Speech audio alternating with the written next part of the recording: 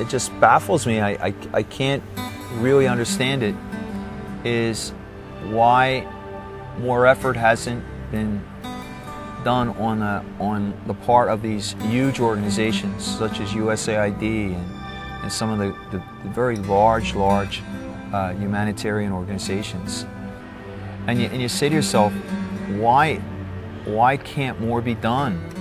We have almost 500,000 people and there's no free school system. But what they really need are schools. The kids in those classrooms are born into a world where you and I would not be caught dead.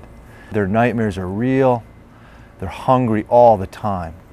And it's just, if nothing else, to see them be able to walk through those gates and go into those safe classrooms, away from gunfire, away from the sewer pits, away from the disease and the bacteria that they get when they eat the garbage from the piles that are all over the place. So it's a good and a solid thing that we're doing to get those kids out of those conditions. They go home at night and sleep on the ground. When it rains, they sleep in mud.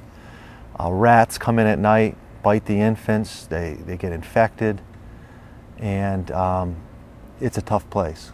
And our hope is that these schools are bringing a little bit of peace, a little bit of comfort and love into the lives of kids who live in a place as close to hell as we can imagine.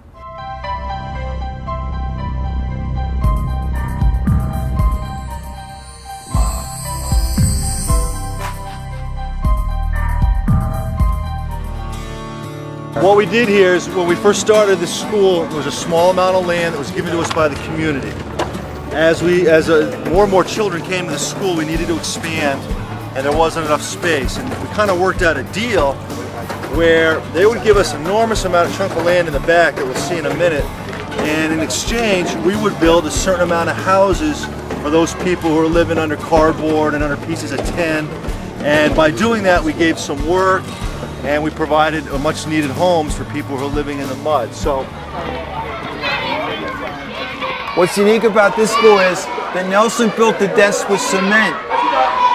Now, if you look a little bit, we don't have any desks made out of wood here. Yeah, you don't tell them why though, because they would could steal them maybe.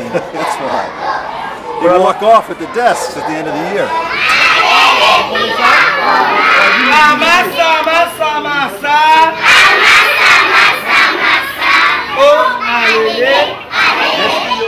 Every one of our campuses, we have 8 campuses. The preschool, these are preschool 1, 2, and 3 are very young, so they don't have to walk too far. We try to keep them in every school. The older kids sometimes have to go greater distances, like the 4th and 5th grade. Here we have the gray uniforms are the high school kids. This is the first year we had trouble with clothes. A lot of the kids could not come to school because they had no clothes. A lot of the kids, or parents, just won't bother sending the kids to school because, you know, too much money for a uniform. And most schools in Haiti, you have to come up with your own uniform and your books and a little bit of tuition money. And, you know, in some ways, they're small businesses for people. And we just don't, you know, it's just too poor to do that. Hands together, all the schools are free. And our approach is a different philosophy. We have parents do different jobs, cleaning, helping with the cooking, sewing the uniforms, so they pay their tuition by working in the schools themselves. One of the things we've been very much trying to do is to move away from the lecture type thing. In Haiti, it's a French system, it's just the teacher just talks and talks and talks, and then they have memorization. They memorize, they memorize, they memorize. What we're trying to do is get them to go into discussing more. So we arrange whenever we can, arrange the classes in more of a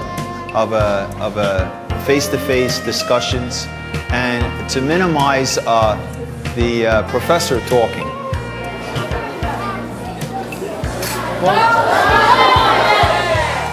Matarmen, montre yo sa, okay? We know that so many young people need education, and it's really the only way that the country will ever change. I think it comes back to a certain spirituality that keeps us going.